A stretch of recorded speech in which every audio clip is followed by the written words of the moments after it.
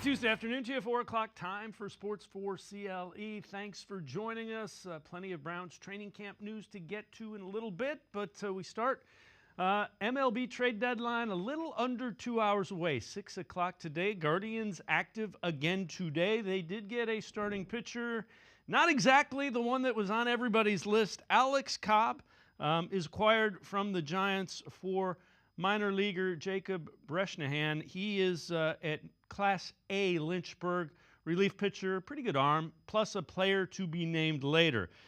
Cobb is an interesting one, has not pitched this year. He's coming off hip surgery, had a little bit of a shoulder issue, ramping back up. Lately, a blister sidelined his comeback attempt. These are his numbers, though. He's 36 years old. He'll be 37 in October. You see 7-7. 3.87 ERA last year, made 28 starts. 28 starts in 2022. 7-8, a 3.73 earned run average. Again, a guy that has done it at the major league level, 2 games above 500 for his career, and a career ERA 3.85. 12 years in the big leagues. This will be his 13th. Again, had a rehab thing cut short a little bit by a blister. The thought is he should be good to go 10 days, 2 weeks, something like that. The Guardians also made a trade yesterday for an outfielder, Lane Thomas. They gave up Jose Tena, Alex Clemmie, who's a 19-year-old hard-throwing guy at Class A. Profiles as a strikeout guy, has had some control issues, and Rafael Ramirez. Thomas already in the Guardians lineup today, batting second, was 1 for 4 with a run scored in his Guardians debut as they defeated the Tigers in Detroit to take that 2-game series. Here's a look at his numbers, 6 years in the big leagues. You see 16 doubles, 8 homers this year.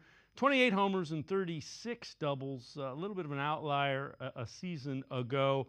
Profiles as a guy that plays pretty good defense, has a really strong arm, can play all 3 outfield positions. 250 hitter in his career, over 1,900 plate appearances, 1,700 at-bats. So bottom line, a solid major leaguer. 28 stolen bases this year, has been caught 12 times. Some speed, good defensive guy.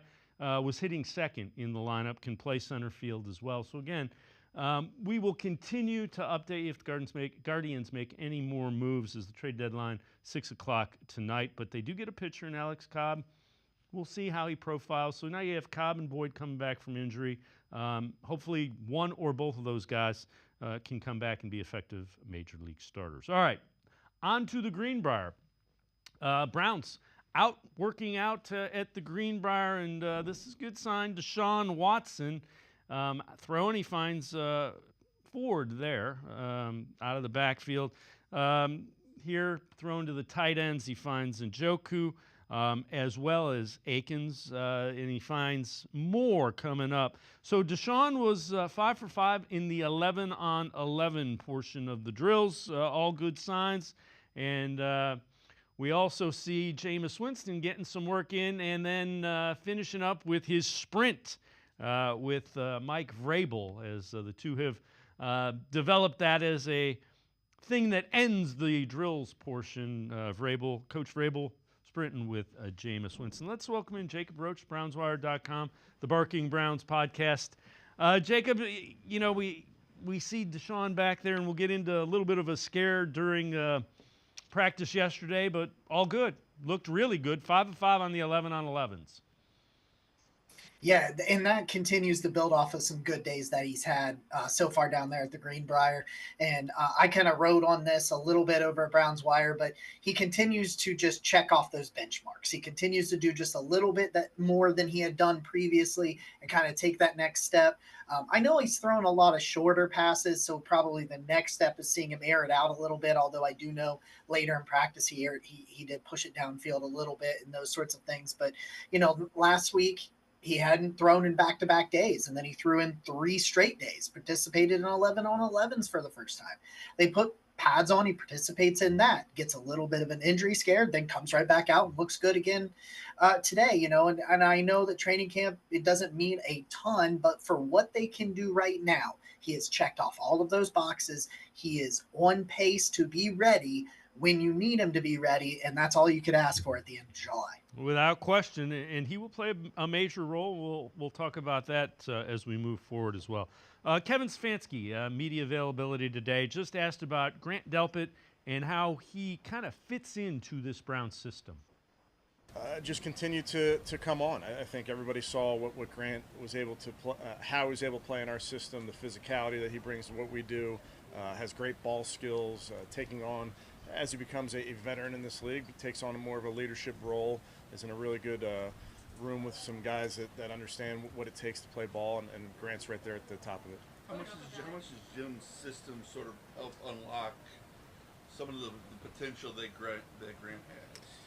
Yeah, kind of goes back to, I think we talked yesterday about tight ends. Versatility is key in football, and it's certainly safeties. You've seen safeties that can play down on the line of scrimmage, can play in the post, can play a half field, can play at the linebacker level. You can blitz them. So I see safeties similarly with versatility. It allows the coordinator to do a bunch of different things. And Jacob, when we talk about giving Jim Schwartz versatility, he talked about versatility from the get-go, and we saw why he wants versatility a year ago.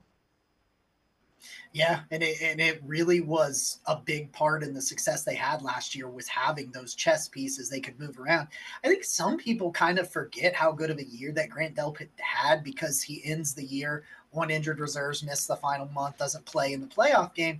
But you're talking about a guy that from a safety position had 77 tackles. He had 33 stop tackles, according to PFF, which is a play that constitutes a failure for the offense. The defense wins that rep. Well, he had 33 from the safety position. He's a guy that's been towards the tops of the league in tackles amongst safeties for the last couple of years when he's been out there. Stefanski talked about it. He had 41 pass rushing snaps last year. Like, you can use him in so many different ways. And I've been kind of petitioning for people to talk about Grant Delpit the way they talk about Jeremiah Owusu-Koramoah, because I think they're on the same level. They're not the same player. They play different positions. But both of them you can move on so many different ways, and you can confuse defenses. And having a guy like Delpit that can come up into the box and look like he's going to be pressure, he's going to, apply pressure, or he's going to be the slot corner for that rep. Like, he can viably do both of them. So when you try to bring him into the box to create pressure, you don't automatically go, oh, well, he never does this, so he has to be rushing the passer. No, because he can do so many different things. And it's just, that is such a key weapon that Jim Schwartz has, that he has these guys that he can just create confusion. And he's talked about, change ups, making confusing offenses more than they did last year. Grant Delpit has got to be a big part if they're going to accomplish that. Well, the other guy that everybody seems to be talking about, Mike Vrabel. Vrabel met with media out Greenbrier today. He's technically a defensive consultant. Talked about why he chose to come work with the Browns in that capacity as opposed to other organizations. Well, I think that, one, have a lot of respect for this organization, what Jimmy and Dee have done. I have a ton of respect for Andrew and Kevin and what they've been able to do in a short amount of time. I trust them. I trust them that they would do right by me, and that they would help me, and that the position and the fit would be beneficial to everybody. And Jacob, it's kind of nice to hear a guy that's an NFL head coach of the year, and I think he's going to end up being one of the highly sought after guys that's a head coach next cycle. Think highly of the organization. That's drastic difference. As I say, I don't know if anybody would have said that 5 or 6 years ago, let alone such a respected NFL mind saying something like that, because Vrabel had to have options. Like a guy of that pedigree, like, it was crazy that he didn't get a head coaching job this year to begin with. But when you've got a guy that has the resume that he has and has seen the football and the success that he has seen in the sport, who's just like, yeah, this organization, I want to be with them. They're going to do right by me. And that's like something that Andrew Berry and this front office have really focused on with players, but also with coaches. They did it with Bill Callahan. They didn't have to let Bill Callahan go down there and coach with his son, but that was the right thing to do. And so that's what this organization did. And you just continue to hear this more and more, like, oh, I respect this organization. They'll do right by me. They'll set me up for success, and I can contribute to them, but they'll contribute to me in my career and send me down a better path than when I came in. And that's just not, like, I'm 33 years old. That's not something I think I've ever heard about this organization. Yeah, obviously the head coaches, when they first come in and get hired, they say something like that. But like Vrabel didn't have to come here. Vrabel didn't have to say those things, but he did. And that just truly shows you the shift that has happened in Cleveland. Well, Kevin Stefanski was asked about Mike Vrabel's role with the Browns today as well. We have Vrabes really focusing with the offense. I mean, Vrabes, we're having him do a bunch of different things, and I know you guys are going to talk to him, and he can kind of, tell you what he's doing, but helps me a ton in all the head coaching areas. I can bounce things off of him, helps our personnel group because he's got a very good eye for personnel. And then I just think it's valuable to have a former defensive player, former defensive coach in the offensive meeting. So Vrabes is in there with us on offense, kind of giving that perspective from a defensive side, and then in particular working with the tight ends when we get to an individual perspective. I found that really interesting, and the more I think about it, the more I get what Kevin Stefanski's saying. You're bouncing. This is a concept. What do you see as a defensive guy? And that is, I would imagine that's extremely valuable. Especially for a unit that's trying to do kind of a 180 makeover. Like, I know it's not going to be completely different from what they've ran in the past, but they brought in all these offensive minds to collaborate and change this offense. And then at the same time, they're like, well, why don't we take one of the better defensive minds in the NFL and have him look at what we're doing, look at the way our wide receivers are lining up and how they're attacking defensive backs, how they can get through press man coverage, whatever they're doing. This is what I would do to you to throw you off. So don't do that. Like, all of a sudden you've got guys that understand, like, okay, this guy tells me if he was on defense, he would throw this at me. So if I see this and I do this, I can counter it. And it's just, I really like the concept of it. It's you can see it from time to time when defensive coaches switch over to offensive coordinator or something along those lines, where they can kind of flip sides, where I just think it's a different type of perspective other than like, hey, I know how to attack a defense. It's like, no, this is what I would do to you if you do this to me. Like, it's just completely different than what you kind of normally do. And just a mind like that, with everything that's going on with this collaboration process to make this new offense, this hybrid, and to have a guy say, well, if you're going to change to running this all the time, don't do it this way. I just think that it's just invaluable what he can provide for this organization. And I really like that they're doing it in kind of a unique way. Jacob Roach from BrownsWire.com, the Barking Browns podcast. And now I'm going to step aside, take a quick time out, other side of the break. Herm Edwards, former NFL coach, currently of ESPN, talks about Deshaun Watson. Sports4CLE. He'll be right back. Stay with us. Cash, moolah, greenbacks, toast, Skrilla, chips, bread and mold, cheddar, butter, lewd and scratch. Find the letters, make a match. Lettuce, gravy, game on the back for $30. That's a wrap. There's many words for cash, no doubt, but there's only one $30 cash word. Check it out. Cash word from Ohio Lottery. It's $30 show. Cash word, it's fun to go with millions of prizes, don't you know?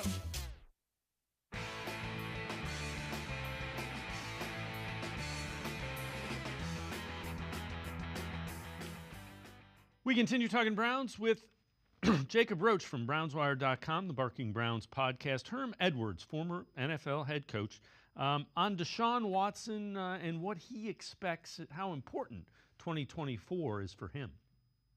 Deshaun Watson, I think for him, in my opinion, for Deshaun Watson, the saving grace for him is Ken Dorsey. And I think it is Deshaun Watson. In the fact that Ken Dorsey, he coached Cam Newton. He coached a mobile quarterback, a quarterback that wanted to leave the pocket at times to make plays. So he's in a good place. Plus, he has the #1 defense in the AFC. He's just got to line up and play and stay healthy, and he's on a good football team, but you said it earlier, in a tough division, but he's got all the pieces for him to be successful. Jacob, makes sense too as well. I think we have kind of talked how important we think Ken Dorsey is, and to have Herm Edwards, been a head coach, say that, kind of reinforces what I'd been thinking. It really drives it home, like you're like, okay, yeah, that's what I thought. Now somebody that's been there, done that, and seen that agrees. Yep, okay, we're on the same page. I think that had a lot to do with Ken Dorsey's hiring, is just his experience making guys who play the game the way they do have success. He was around Josh Allen as well, so he's been around multiple mobile quarterbacks. And I know Watson and Cam Newton aren't quite the same, not even really Josh Allen too, because those guys were a little bit bigger and they ran with a little bit more power, but the overall concept's the same. A guy that wants to create and that wants to extend plays so that a play is never dead until the whistle's over, and we can extend this, we can, create out of chaos. And that's kind of what Watson tries to do. And you bring a guy in that in Dorsey that has figured that out. At times, I know it's not been perfect, but you take that and you blend that with everything else you have, and yeah, you get in a situation to put him in a position to be successful. And I really like what he said about all the other pieces and about the defense. Like, what I come to is like, maybe he starts slow this year, but my thing is like, if you can be league average, if he can be in the middle, like top 16, like, this is a playoff team, this is a contending team, and then if he can push past that and break into the top 10, this is a Super Bowl contending team. So everything is in place. And my thing, and I've kind of seen this with some of the videos in training camp, it's like, you don't have to play hero ball. Like, you do not have to score a touchdown every single drive. It's not always the fourth quarter of the Super Bowl. And now when it is, make those plays, understand, I got it. But you've put all the pieces in place. Ken Dorsey, the pass catchers, good offensive line, great defense. It's all there. He's set up for success. Now he's just got to go out there and fix what I think the biggest issue is, just on the mental side. If he can get that all on the same page, this is a very good football team.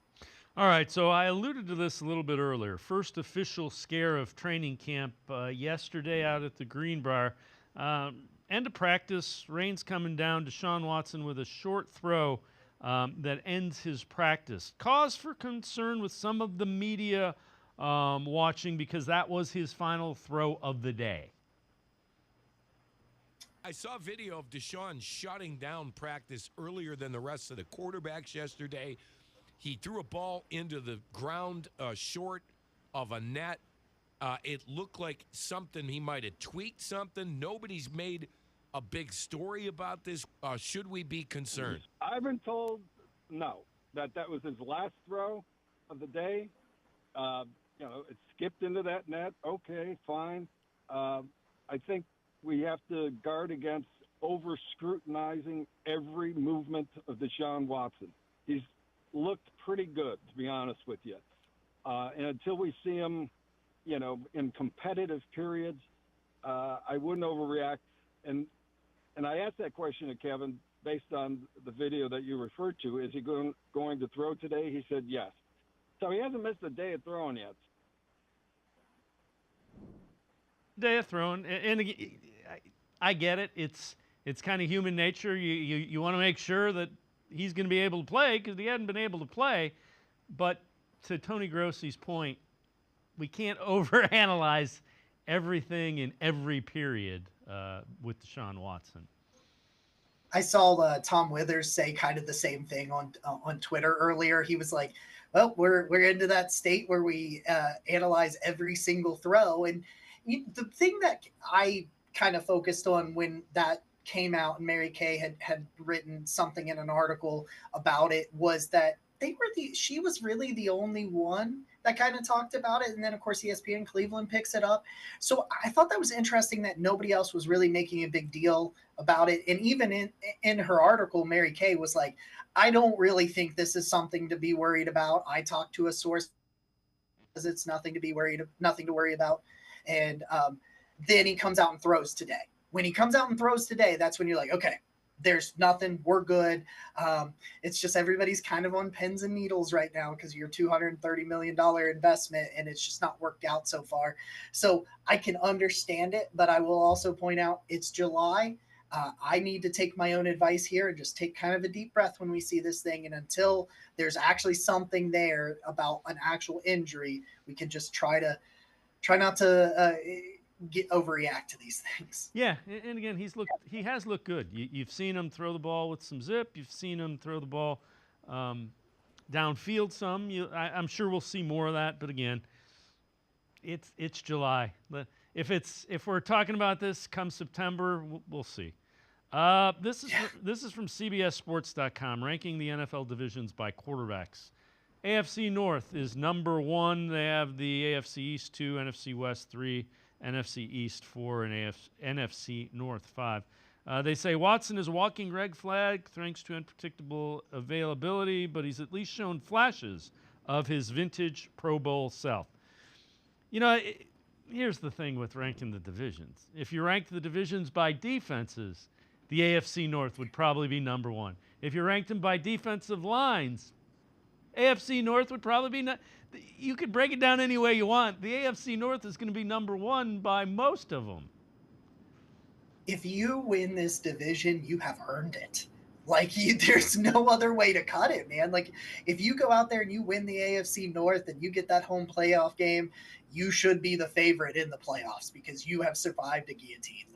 You've got Joe Burrow twice, you got Lamar twice. If Watson can be that Pro Bowl guy again, and you've got him twice, and it's Russell Wilson and Justin Fields, as much as they're at the bottom, they're still playing in Pittsburgh, and Pittsburgh always seems to play everybody in the division really tough, and they always seem to get red hot in November and December and really mess with some other teams' playoff chances. But man, when you put it out there, you're like, well, quarterback, defense, defensive line, and I start thinking about there's some really good wide receivers, there's some good offensive linemen. It's the list kind of goes on, and it's just I kind of wish we were in a different division because this is the best Browns team that I've seen in a long time, and there's a good chance they finish second or third and win 11 games. Yeah, it's welcome to the AFC North.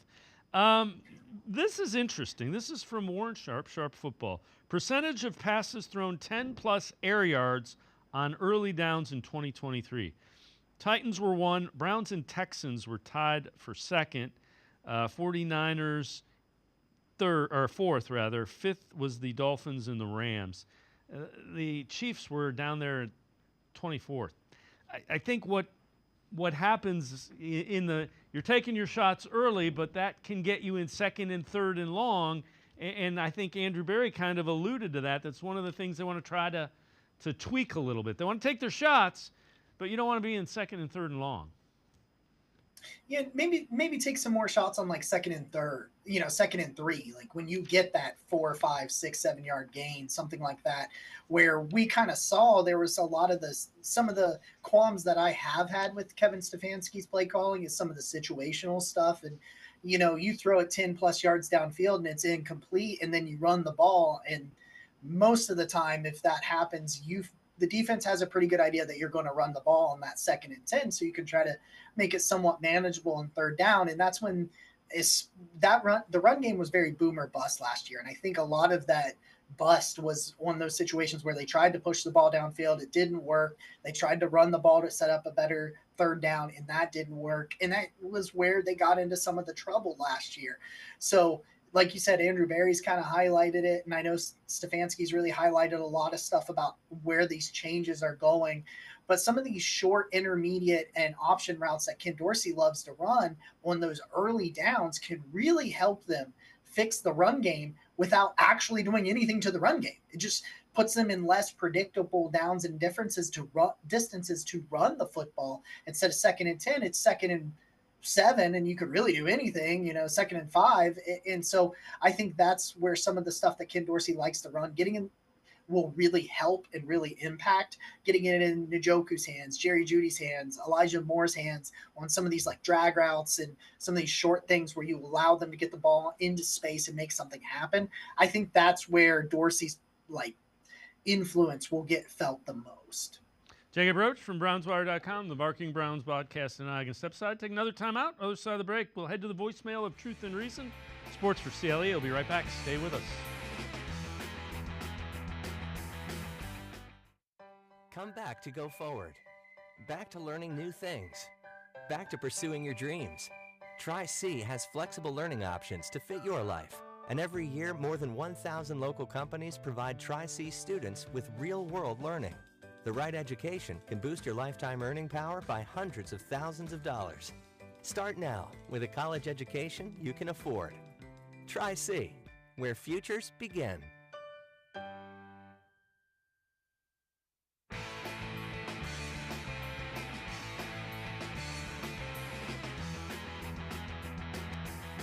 We continue talking Browns with Jacob Roach from BrownsWire.com, as well as the Barking Browns podcast. Let's head to the voicemail of Truth and Reason. Hi, this is Rico. I'm truly getting sick and tired of people bashing Watson with anything he says regarding his off-the-field allegations. I read an article completely dismissing his statement he said to the media about blocking the outside noise and those who challenge his character. It's been 3 years. He served his punishment both physically and monetarily. I mean, none of us know the full truth, and probably none of us ever will. He has worked extremely hard on rebuilding his brand, his character, and most importantly, his reputation. I can't force people to like him or even forgive him, but I wish people can just move on and let him continue to grow both as a player and as an individual. Thanks. Voicemails. Jacob, they ask guys questions. The guys answer the questions honestly, and they don't like their honest answers. I've never understood that. It's like I've sat there and I'm like, well, what do you expect him to say? He's being honest with you. Well, and sometimes I always think it's interesting that you'll get a sound bite or something like the one that you got from Watson last week that you run with, and people will come out with well, why is he even talking about that? Why is this even something that is being said? And it's like, well, he was asked that. Like, he was specifically asked that. So he's got to give some kind of answer, and he's not going to, he's never really stricken me as a guy that's going to sugarcoat things. He's going to say what he thinks, whether that's right, wrong, in between, whatever. So it is always interesting with that stuff when it gets kind of turns into this fight on the internet. But it's like the question was asked. He's not going to ignore it, not answer it. So you shouldn't be surprised when you get answers like that for those questions being asked. And you know what? I have no problem with the way he answered the question. I'd probably have a similar answer if I was in his position. So, yeah, I'm with you, and I agree with, to a certain extent, I agree with Rico. 3 years is enough, Move on. Players with at least 15 targets of 20-plus yards last year, not one target falling incomplete due to a wide receiver error. This again from Warren Sharp. So you've got Diggs, Adams, DeAndre Hopkins, Jefferson, Amari Cooper, Brandon Cooks, Keenan Allen, Nico Collins, Jamar Chase, Drake London, Rashid Shaheed, and Alec Pierce. So again, we don't often think of Amari Cooper as a deep target. 20 air yards, that's pretty deep. And it shows you not his fault when it's not complete. Yeah, like you said, it might not be him getting 30 or 40 of those passes a year. It may be that 15 number that was kind of alluding to. But when you do find a favorable matchup with Amari Cooper 20 yards downfield, you feel really good about your chances because it's not going to be his fault. And I think that's just kind of a testament to the type of player that he is, kind of that technician that he is as a route runner, where it's like, if he's going to go downfield, he may not be running a 4.3, but he's more than fast enough, and he's got phenomenal body control to get in and out of the breaks, and that's where he really loses people. Stick his foot in the ground and change directions at the drop of a hat, and all of a sudden you got 2-3 yards of separation, 25 yards down the field, and then it's all on the quarterback, and that's really all you can ask for from a wide receiver. So I'm very interested this year to see how they use Cooper down the field with the addition of Jerry Jeudy and maybe some more targets to Elijah Moore on that sense. But it's just another day, another stat that shows the value of Amari Cooper. Yeah, without question. This one, before I let you go, this is from CBSSports.com.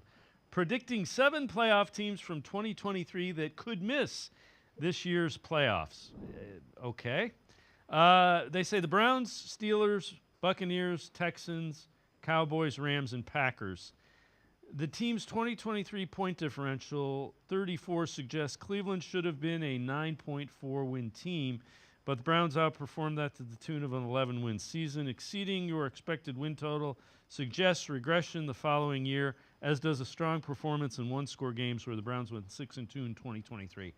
All those numbers are really nice, but it doesn't take into account you're on your 4th-string quarterback, your 5th and 6th tackles at certain points. You didn't have your big running back after the 2nd game of the year. It doesn't factor in injuries. So your point differential in your one-score games, it's kind of a BS stat when you don't look at all the injuries that were inflicted. And it's like you talk about, like, okay, they overperformed, so they should probably regress back to the mean. Well, the injuries overperformed, so to speak. There was way more than you're used to seeing, and those should regress back to the mean. Like, there should not be that many injuries this year. Obviously, you can't plan for those sorts of things, but you talk also about some of the turnover luck they had. Their offense was just, anytime the Browns seemed to fumble, it would bounce to the other team. Like, it would not happen the other way around when the Browns were on defense. And again, something that should also regress to the mean. That is a good thing.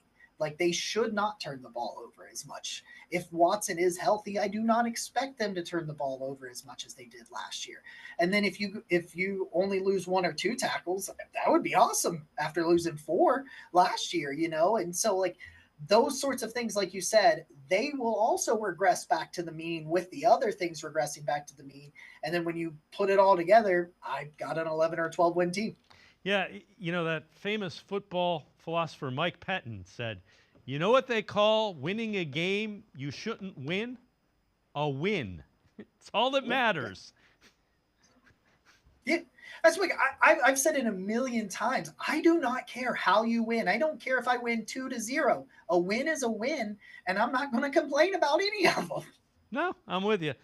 Jacob Roach, it's always great stuff. Appreciate the time and the insight. Thanks very much, Jacob. Thanks, guys. Jacob Roach, make sure you check him out, brownswire.com. He is also the co-host of the Barking Browns podcast. We're going to take a quick time out. Other side of the break, we'll talk to Tim Bielik from the Plain Dealer, cleveland.com. We continue talking Browns on Sports4CLE. Stay with us. Come back to go forward. Back to learning new things. Back to pursuing your dreams. Tri-C has flexible learning options to fit your life. And every year, more than 1,000 local companies provide Tri-C students with real-world learning. The right education can boost your lifetime earning power by hundreds of thousands of dollars. Start now with a college education you can afford. Tri-C, where futures begin. Cash, moolah, greenbacks, toast, Skrilla, chips, bread and mold, cheddar, butter, lewd and scratch, find the letters, make a match, lettuce, gravy, game on the back for $30. That's a wrap. There's many words for cash, no doubt, but there's only one $30 cash word. Check it out.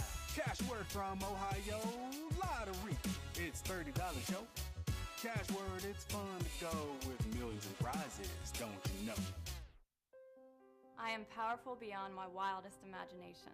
I will define my future. I will keep challenging myself to improve. Because I am a future leader of this great nation. I will be responsible for raising a beautiful family. And educating not only my generation, but many more to come. I will make a difference in my community. And I will stand up for what I believe in. I will not settle for simply chasing my dreams. I will achieve them. Because I was given a chance. An opportunity. A home. At Family, Career, and Community Leaders of America. The ultimate leadership experience. FCCLA has been one of the greatest experiences of my life. It's made me who I am today. Join us. We'll build a new future together.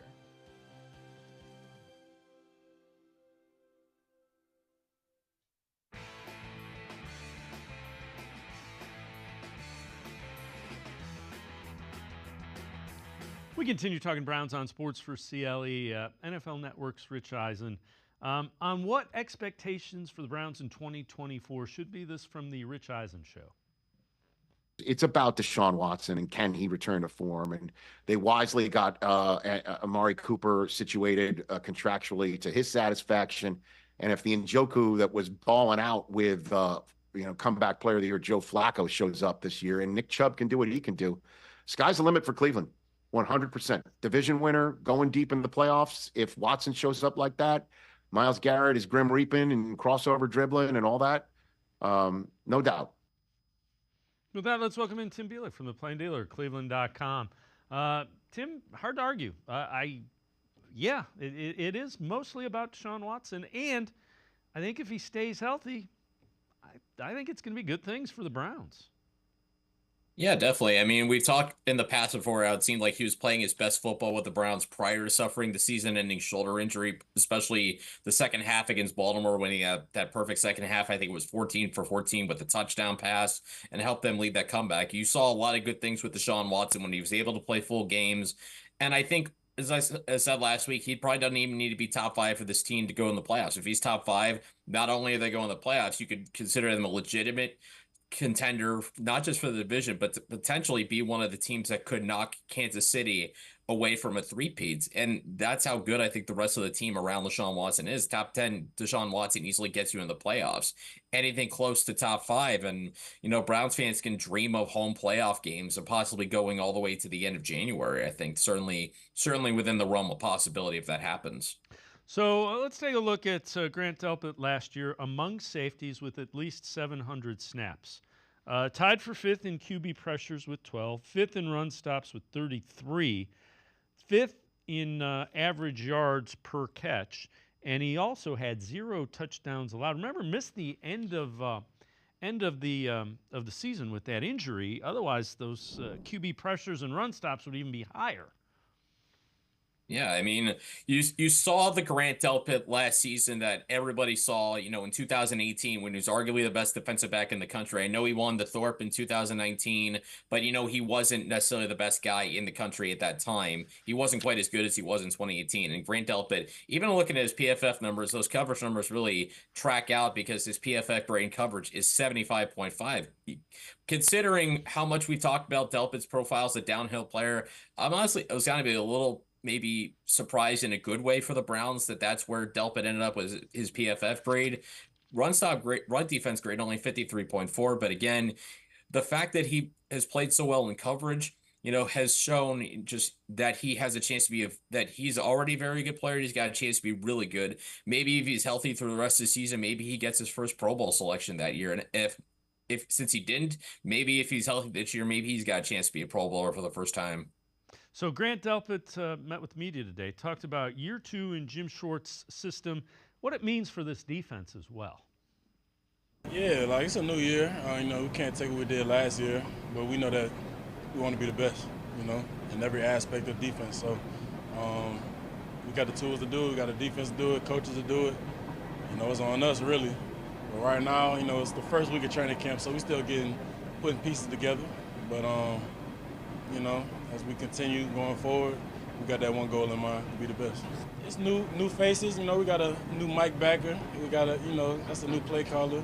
Calling the shots in the middle. So everybody's going to gel around him, make him feel welcome. Jock coming off a huge year. We got great secondary coming back, great D-line. So, like I said, we have the pieces, man. But right now is the most important part. Being out here in the middle of West Virginia in the rain, with Jurassic Park in the background, putting it together with the guys. So we're having fun. And you get a sense that defense probably didn't like the way that ended with the Texans, and they seem to be a little bit motivated. They seem to be motivated. We'll go with motivated. Yeah, it seems like they're saying all the right things right now, starting with the tone Jim Schwartz set, about that game against the Texans in the playoffs, the biggest game of the season, and the defense had its worst game of the season in that loss in Houston. So obviously it took a lot of the shine off the fact that they had the #1 pass defense in the NFL. They were as good as there was in football, just at creating havoc, creating turnovers, one of the best in football in that regard. But, with Grant Delpit, basically he said the right thing, basically saying last year means almost nothing going into this season because obviously they're going to have a much tougher schedule of quarterbacks. Good news for them is most of those tough quarterbacks are coming to Cleveland Browns Stadium instead of those being road trips. So that's a benefit to the Browns. But obviously the fact they're in the second year of their defense, they pretty much brought the band back together on that side of the ball. It feels like it has all the ingredients to build very well for this defense, maybe not necessarily pick up where it left off, because where it left off, going into the playoffs in the regular season was really good, and it's hard to ask them to play that high of a level right away, especially against Dak Prescott week 1, but certainly they have the talent to be one of the best defenses in the NFL again. Yeah, and it seems like they're motivated to be, which they're going to need with the quarterbacks they're going to face. This from Yard Barker.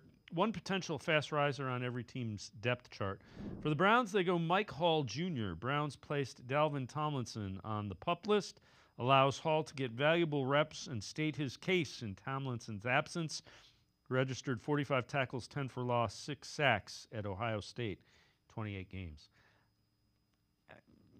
I don't think he's taken over Dalvin Tomlinson's starting spot, but I do think he can carve out a role for himself, and a pretty significant one in pass rushing situations. 100% agree. And I've talked about this a bunch before. I feel like defensive tackle is as hard a position to get a rookie ready to play in the NFL just because of the grown men you're going against on the other side of the ball. That is more than just strength and speed. You need to have nuance. And I think with Mike Hall Jr., yeah, he's got to learn those things. But I think what he has that the rest of the Browns defensive tackles don't have is that ability to create that pass rush in the interior. That's a big reason why the Browns spent that second-round pick on Mike Hall Jr. is because he has that ability to be disruptive in the interior, quickness, speed, all those different things you could want. And that creates a different look for the defensive front. And I think we talked about before with having that interior pressure on the defensive line is the best way to completely disrupt an opposing quarterback. So I don't think Mike Hall starts right away. Obviously, I would assume he doesn't because of all the veterans you got. Obviously with Dalvin Tomlinson, and then obviously Shelby Harris, Maurice Hurst. There's Quentin Jefferson. There's veterans in front of him that he's gonna have to earn his playing time. Like any rookie on a good team like the Browns. But certainly because of his unique tools, there's certainly a role for him, particularly I think on third downs. Yeah, and Jim Schwartz will find matchups against certain opponents that he can exploit, and Mike Hall has the ability to exploit the heck out of them. Tim Bielik and I are going to step aside, take a quick timeout. We will continue talking Browns on the other side of the break. Stay with us on Sports4CLE. The Ohio Lottery Partners in Education program is dedicated to recognizing exceptional students, teachers, and schools throughout Ohio. Scan the QR code on screen to nominate students and teachers as Academic All-Stars and Teachers of the Month. They must be currently enrolled or teach in grades K through 12. Is your K through 12 school developing students' literacy skills to achieve success in reading? If so, you can nominate your school for the School of the Year. Students can win $100, teachers can win $500, and schools can win $2,500. Scan the QR code, fill out the forms, and nominate deserving students, teachers, and schools today. The Ohio Lottery Partners in Education program takes pride in honoring exceptional students, teachers, and schools across Ohio. Submit your nomination today. It's fun, fast, and free.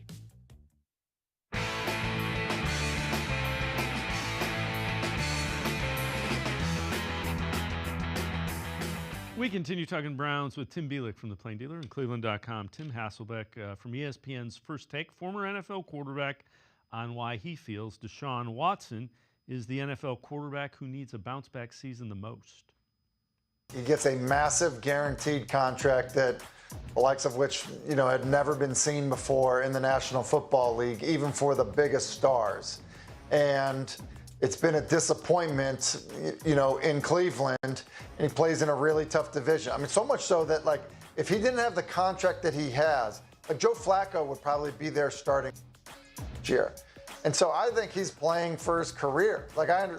All these guys have all kinds of money. And so, guys aren't necessarily playing for money. They're playing that they still belong as starting quarterbacks in the National Football League. I think that's the type of pressure Deshaun Watson is under. I think there are some other guys, like your guy, Daniel Jones, under similar type pressure. But I really think for Deshaun Watson, in terms of where he is, in terms of what the expectation should be, how he was compensated, all of that, and then the fact that he's got a tough challenge in his division, I think adds to a big need for a bounce back.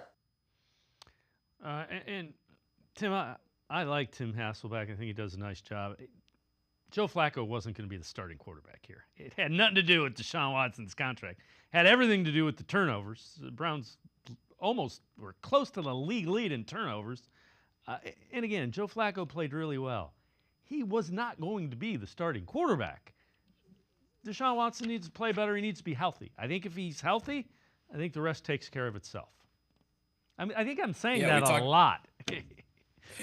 Well, I mean, when you don't have a lot of games to play over, 7 months, and when you can't get on the field till early September, sometimes you kind of run into the same talking points, and I think that's kind of where we are with the Browns. With Joe Flacco, I think deep down, if you looked at the advanced numbers with him, there was a lot of unsustainability with his play that, unfortunately for the Browns, just kind of showed up at the worst possible time with those 2 pick sixes against the Texans in that wild card game. So that, I think, obviously, like you said, the big reason why Joe Flacco's not here.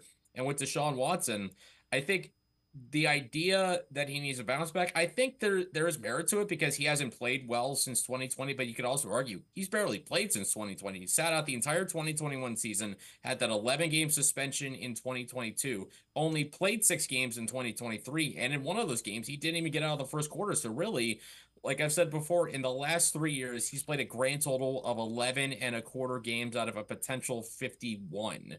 So, like you said, bottom line is he needs to be out there. We've talked about it a bunch. It just kind of comes down to him making sure he's able to protect himself, try and limit the number of hits he could take.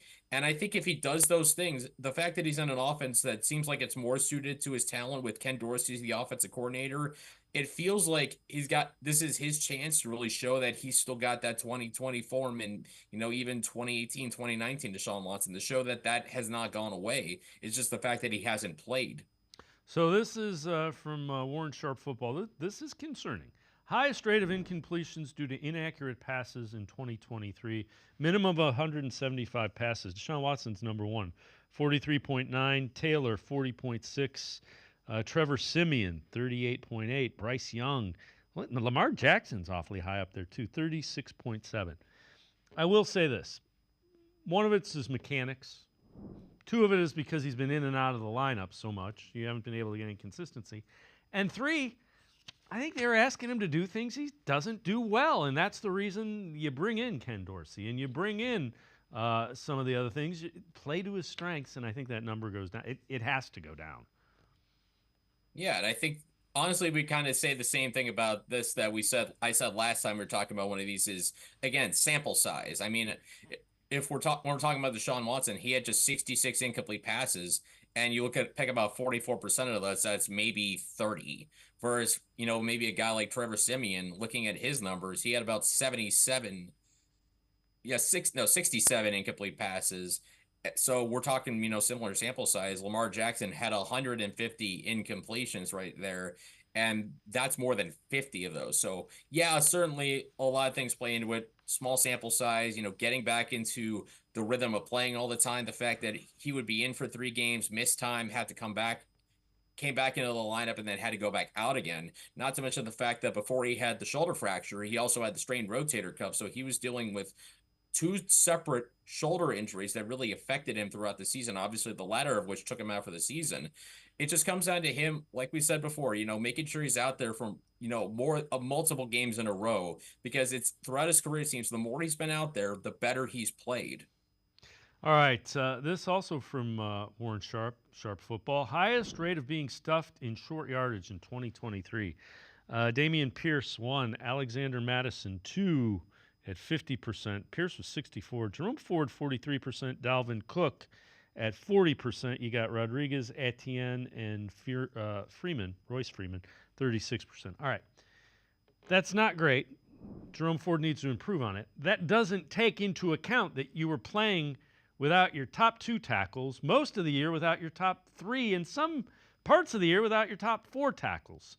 So that factors into it, but I still think that he's got to see some of the backside and he's got to see the field a little bit better.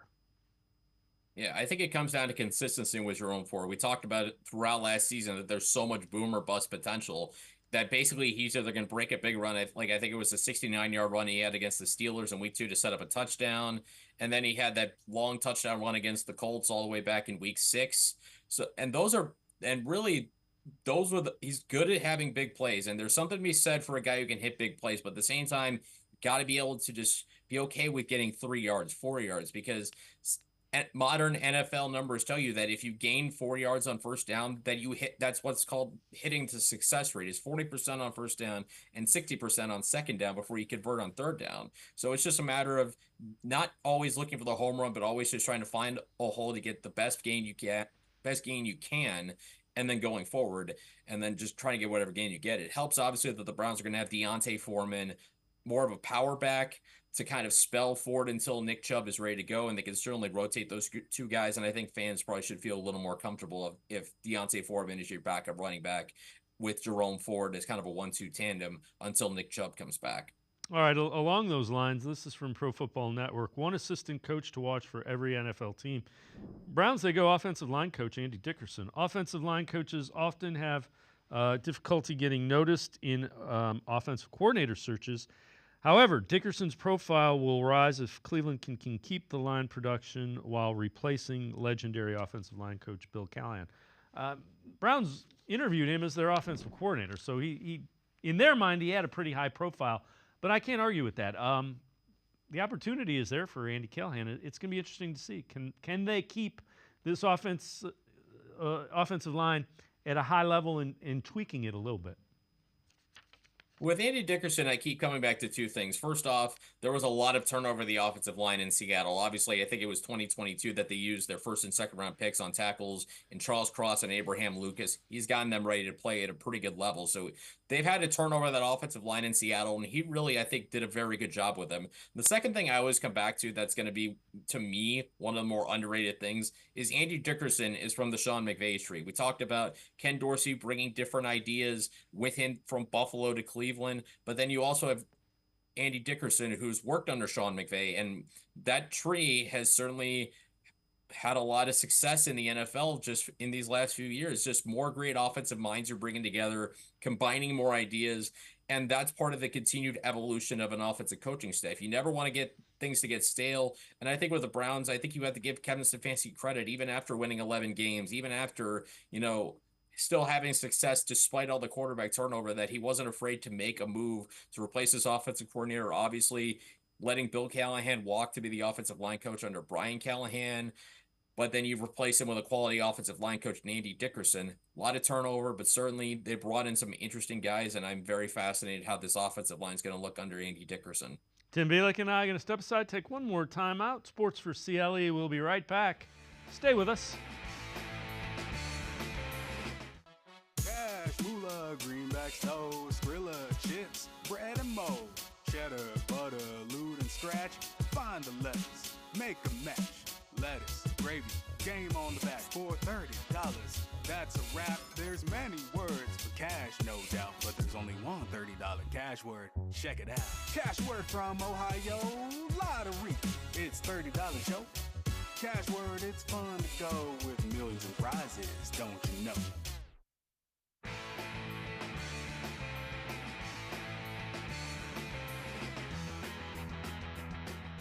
We continue talking Browns with Tim Bielik from the Plain Dealer and cleveland.com. Kevin Stefanski talked a little bit earlier today just about Jeremiah Owusu-Koramoah and his development and progress in the Browns defense. I think Jeremiah now, and as he gets older, becomes a veteran, better understanding of what we do, more comfortable out there, calling the defense if we need him to. We can signal the defense from the sideline as well. So certainly you want to keep your best players on the field as much as possible, and that's up to Jeremiah in a lot of ways to be comfortable in those roles. And Tim, it's going to be interesting to see how, end of last year he was playing at a really high level, probably a Pro Bowl level. If he continues to do that, I think the extension that he wants and the being paid among the league's elite linebackers comes. So we've heard there's like a difference in price. eventually the difference will get resolved. It's based on snap count and all those kind of things right now between the Browns and JOK. Yeah, and he's definitely a guy that they got to find a way to lock up long term in terms of an extension. I think with JOK, what we've seen is he's found a way to continue to get better every season. He's incredibly talented playing downhill, really being disruptive. He was so good, particularly again after quarterback in that game against the 49ers, helping them to come back to steal that game away from San Francisco.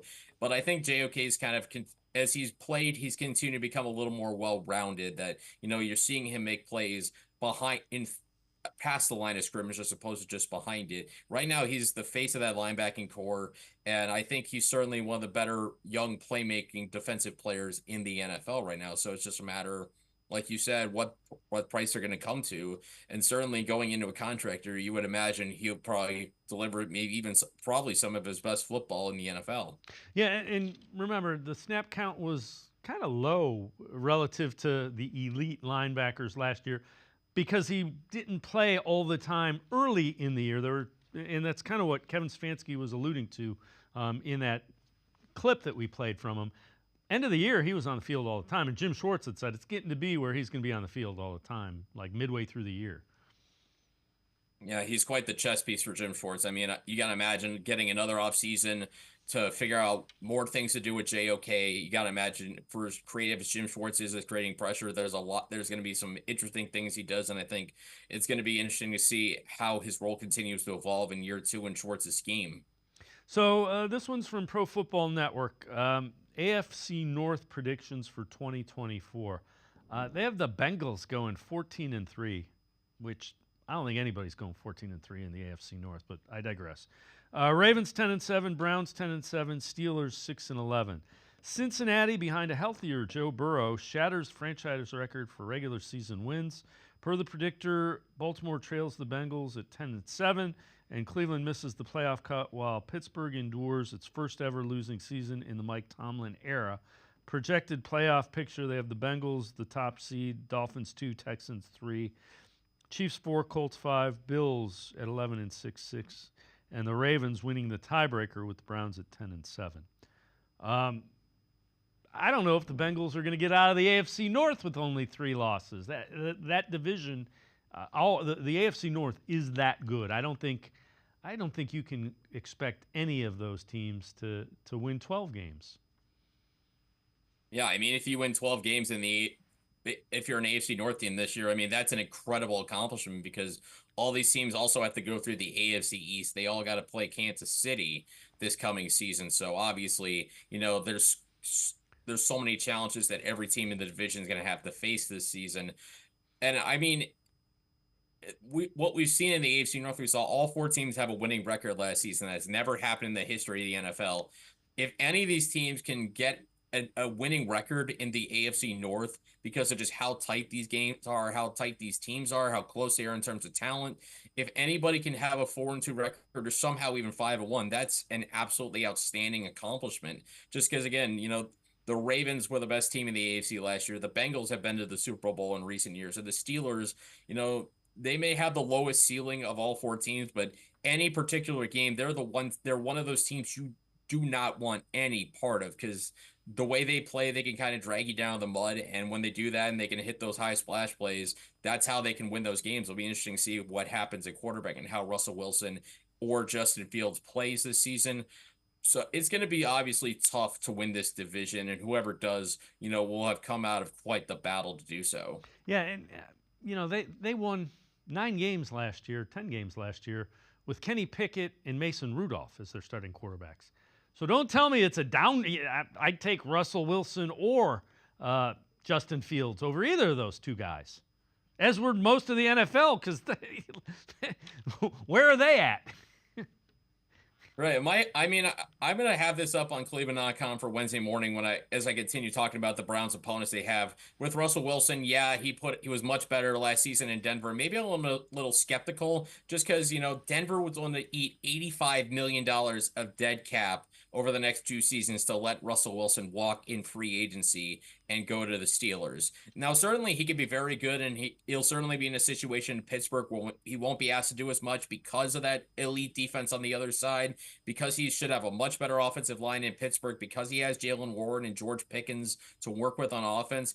And he could still certainly be vintage Russ, especially in those clutch situations that I talked about that Pittsburgh always seems to thrive in over the last few years under Mike Tomlin. Like I said, they could certainly be in the playoffs. I don't know, just because, Russell Wilson is getting older and we still don't quite know how good Justin Fields is. That's the only reason I have real hesitation in saying that the Steelers, have a ceiling more than just a wild card team who can maybe steal a playoff game on the road. Yeah, can't argue with that at all. Tim Bielik, is always great stuff. Appreciate the time and the insight. Thanks very much, Tim. You got it. Thanks for having me, guys. Have a good day. You too. Tim Bielik, make sure you check him out, The Plain Dealer, as well as cleveland.com. That's going to do it for this edition of Sports for CLE. We will see you back here tomorrow at 5 o'clock. Have a great night, everybody. See you tomorrow at 4 on Sports for CLE.